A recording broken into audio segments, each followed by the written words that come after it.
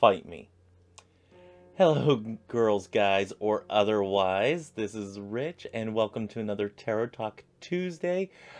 Today we are talking about the Five of Swords, and like I said, best cat dad ever. Fight me.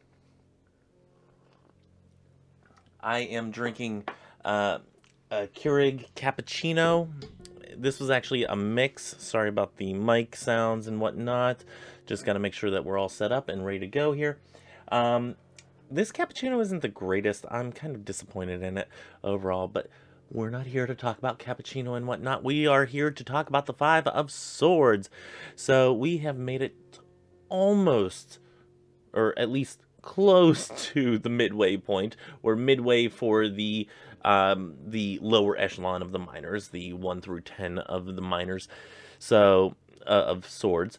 So we are laboriously going through the swords suit. So let's go ahead and continue. Let me go ahead and brighten myself up right there. Okay, I'm looking over this way because that's where the screen is. Y'all probably know this. I just want to make sure that everything is in focus here. And let me fix this necklace because I know whenever I'm watching somebody on YouTube and their little necklace clasp is like down here, it's really, really irritating, and I can't take my eyes off stuff like that. Ignore the mess in the background. I brought some stuff in that needs to find a proper home. That is not where it's at right now. Anyway, so we're going into the Five of Swords, and I'm just gonna I have here sacredtexts.com. We're looking at the pictorial key of the tarot to first see what we can glean from what A.E. Waite has written about the Five of Swords. And it says, a disdainful man looks after two retreating and dejected figures. Their swords lie upon the ground. He carries two other swords on his left shoulder, and the third sword in his right hand point to the earth. Okay. Oh, and a third sword in his right hand point to the earth. I think it's supposed to be points. Grammar errors irk me. Anyway. He is the master in possession of the field. Divinatory meanings: degradation, destruction, revocation, infamy, dishonor, loss, with the variants and analogues of these. Reversed: the same, burial, and obsequies. Guys, there are some words that I don't know how to pronounce, and I'm not even going to apologize for it because, I hate it whenever people write things to be a little too, highbrow and whatnot, a little too snooty, and it seems like that's kind of the language we have here. But let's go ahead and look at the card here. Okay, so we're going to take this as a full meaning first. We're going to look at the meaning as a whole here. Let me adjust the mic there so I'm not bumping it, because I'm going to be going back and forth to different images here. So first things first, we have this guy here. He looks smug. He looks like he has won the battle. These other two Jamooks, they kind of put down their sword and they're walking away. One looks like he's crying, and we're going to talk about this. The other one is going away. They are not dead. Let's keep that in mind. But he has apparently won the battle. So let's look at first things first. And I love that I do all these little squiggles here and everything. And I could probably, if I could zoom in a little bit more, do it a little bit better. But let's talk about the clouds and the kind of the weirdness that we have going on here with the clouds. First off, he is, apparently won this battle. Now, what does this mean on an intellectual level whenever we are talking about the swords? Because remember, the swords is all about the mind and mental capacities and capabilities and whatnot, and let's take it from there first. So maybe in this situation, uh, being somebody that defeats these other two, maybe you are in a word battle, maybe you're in a battle of knowledge or something like that. But the battle that you have won is kind of cloudy. It's there's no real right or wrong about this. It's just, theories and speculation and whatnot. And there's a lot of things clouding the reason why you are arguing this. Um, and again, these people aren't dead, so this isn't like an obscenely violent overtaking of these two other individuals. This is clearly a battle that has been fought and won, and the other two, or at least two of these individuals, are alive. We don't see where the other two are. Um, it is supposed, or it is speculated, I should say, that the other two individuals have already left the picture of the frame here. Um, I really, really wish Pixie, whenever she was doing the artwork, included the other two, so we know that they're still alive. But this being the suit of swords, I would speculate that it is a battle of words, a battle of knowledge. You guys had a battle of wits, and this Joker won. And he seems pretty smug about it, and we're going to be talking about that as well. But to me, the clouds in the sky means that not everything is light and cheery, and not, this is not a situation where everything has turned out fine in the end. We haven't come to a resolved a resolution of differences. We have battled back and forth, and even though one of us has apparently won, it may have caused some bad feelings. And the win doesn't mean that you were right. It just means that the other person bowed out, did not have a substantial enough argument. It doesn't mean you won. It just means that the other person has conceded, which we don't see enough of these days. So, you definitely see this dishonor, this loss, and whatnot. But I see this more in an intellectual manner than in a physical manner, like I've already said. So let's go on to the next one. We're talking about the swords. Now, we've been having fun with looking at the swords and which way the light shades are depicted on these swords. And as you can see here, all of the swords, all of the light areas are facing towards this Joker here in the green that apparently won. So that would signal to me that if this is the person that is embodied in this, and he is the apparent winner, that is the person that has the insight, has the intellect, has the capability of winning this wordsmith battle that is so fun to have, as long as if you can come to a settled resolution at the end that, hey, at the end, it doesn't matter who's right or wrong on this, as long as if we are okay with one another again. And I think that's really the confrontation that's here, is that these other two guys are kind of leaving. They're kind of splitting from this other person, this person that they were battling with. Okay. Excuse me. Not editing that out.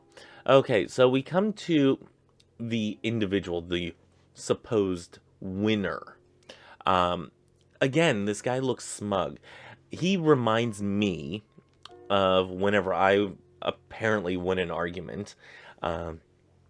Whenever all the chips are on the table and I bust out my Google machine and I go ahead and say, hey, I won this battle because facts are on my side.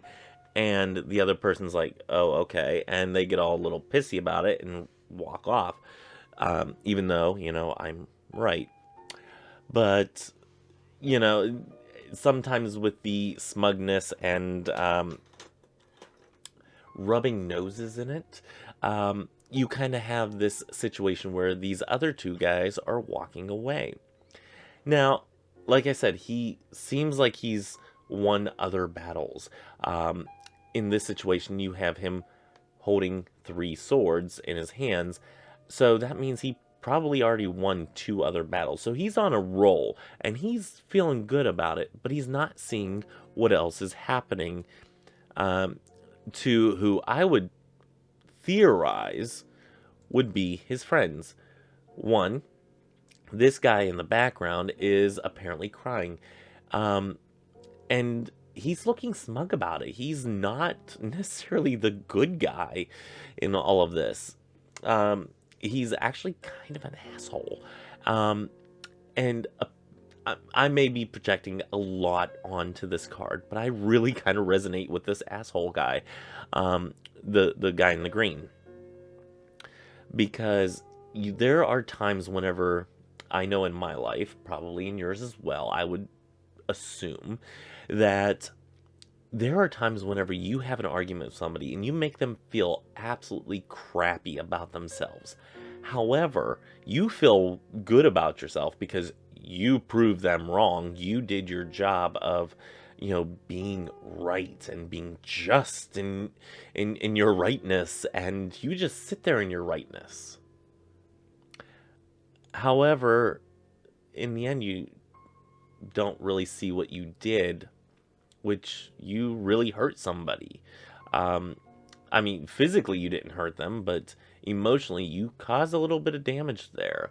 And this guy in the background is apparently crying. It looks like he's lost his will to fight, as evidenced by his sword being on the ground there. He's feeling dejected. He's feeling overcome with loss and grief. So, and we're going to talk more about this in a minute here. This other guy, he seems like he's had enough. And you have those people in your life where they're just like, I'm not arguing with you anymore. I'm peacing out, because I don't have it within me to argue with you anymore and deal with your bullcrap. I'm just walking away and leaving. So, you can win this argument. You can have my sword. I'm going home. And that seems to be what this guy is doing. You don't see him having his face in his hands. You don't see him doubled over or exhausted. You see him quite plainly like, I'm taking my cloak, I'm going to put it over my shoulder, and I'm walking away. Because you can win this battle of arguments. You can win this battle of intellect. But at the end of the day, that's all you have is this win. You don't have us anymore to battle with or to be a friend of, So I kind of want to, and I want to skip forward here a little bit. I want to see something that I'm having a theory on right now and see if I'm right, because I can't rightly remember.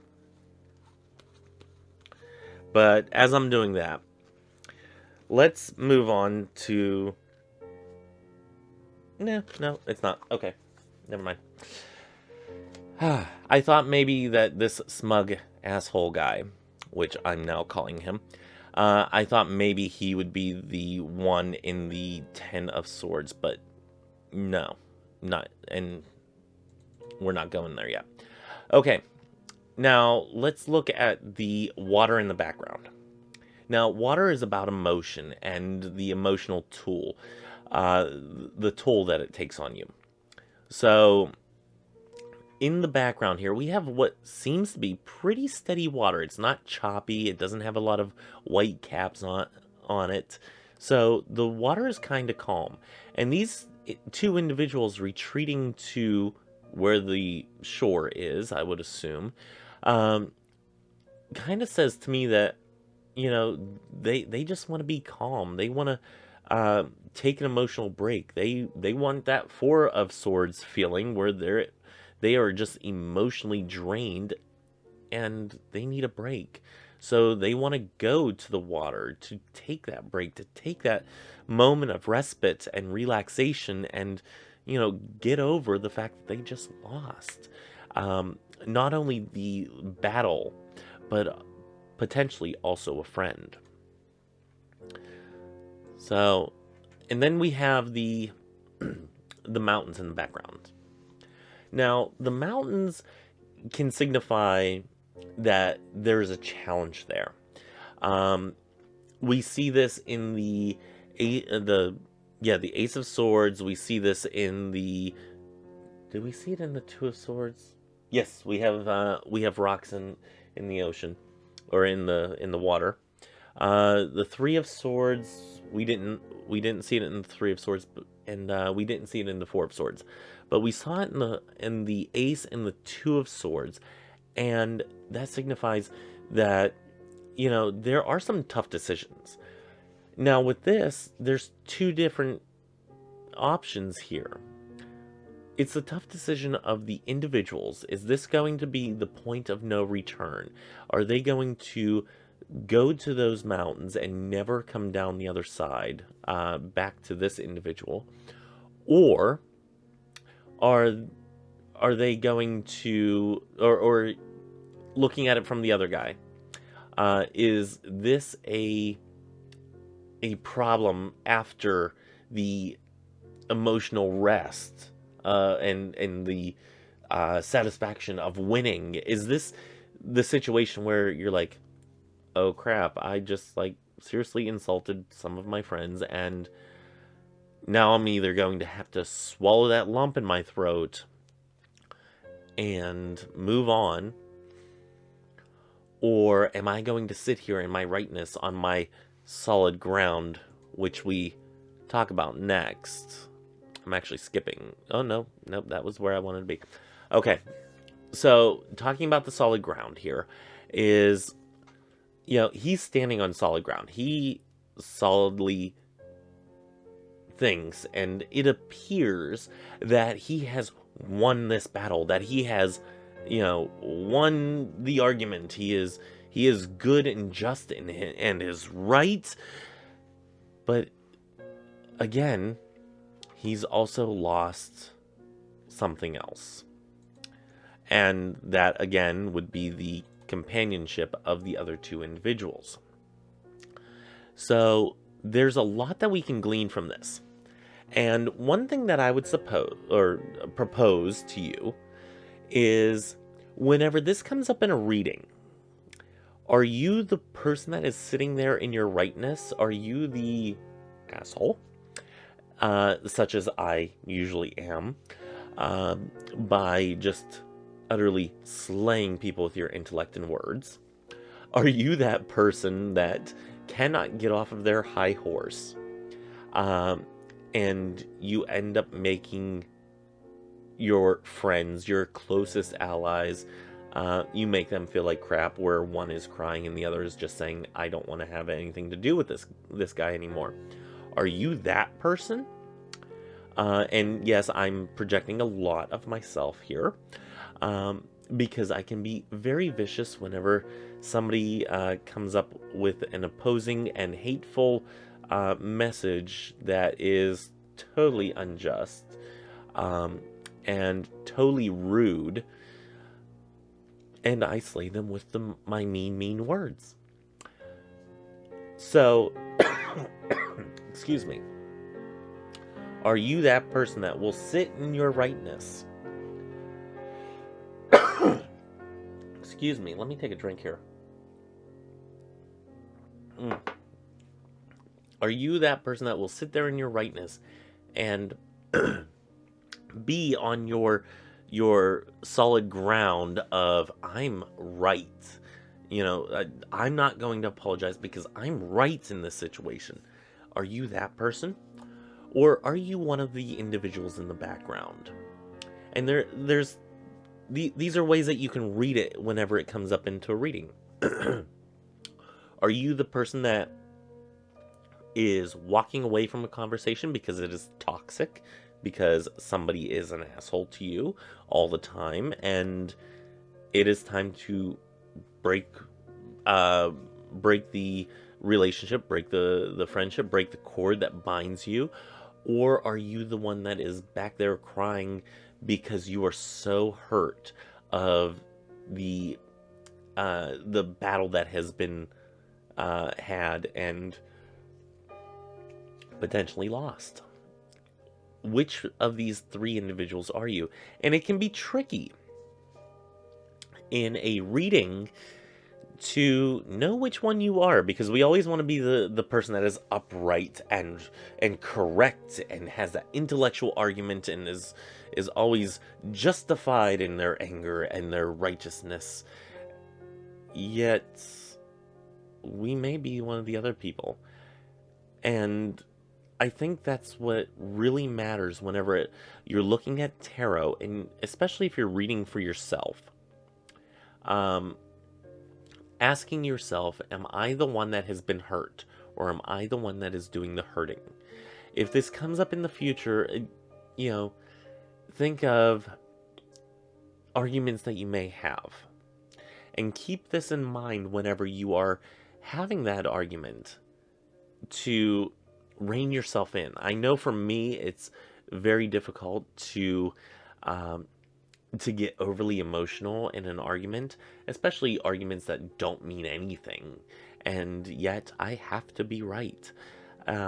It's something that I'm working on, and I have been called out on it by plenty of individuals. My partner said the other day, he's like, "You're gonna pull out your phone, you're gonna look it up on Google, and you're gonna tell me I'm right or wrong." And I told him, I said, no, I wasn't planning on doing that, but if you want me to, I will. Totally not justified for me to do that, to try to prove somebody right or wrong. But if you're that person, if you're like me, check yourself. Is there a reason that you need to be right on this particular argument? If this comes into a future position. If it's a current position, is this an argument that you're having? Maybe you're in a heated dispute with somebody, and you may be on the right side of things, but you may take it a little far. And if it comes in the past, have you made somebody go away from you because of an argument? Have you used your intellect for the wrong reasons, and the wrong reason being just to be right? Are you that person? And I can say from experience, a lot of times that's me. So really examining who you are in this picture or in this card, and what has happened to you in that situation, or the situation to come, or the current situation, is something to really ask yourself whenever this card appears. Now, if it comes in a reversal meaning, he as an AE weight does say the same burial and obsequies. I don't know how to pronounce this, and I'm not going to try. So if it comes up in reversed, so it's basically the same meaning, but maybe it's degrees of intensity. Maybe it was a very intense argument where people totally are not going to talk to you anymore. Maybe they've just cut bait and run and whatnot. Maybe they're never coming back again. And whenever that happens, really look into, is this something worth putting effort into? Is this a relationship, a friendship that you want to have continue? Because it may not be. And if it's not, that's okay. It's okay to cut certain individuals out of your life. that's fine.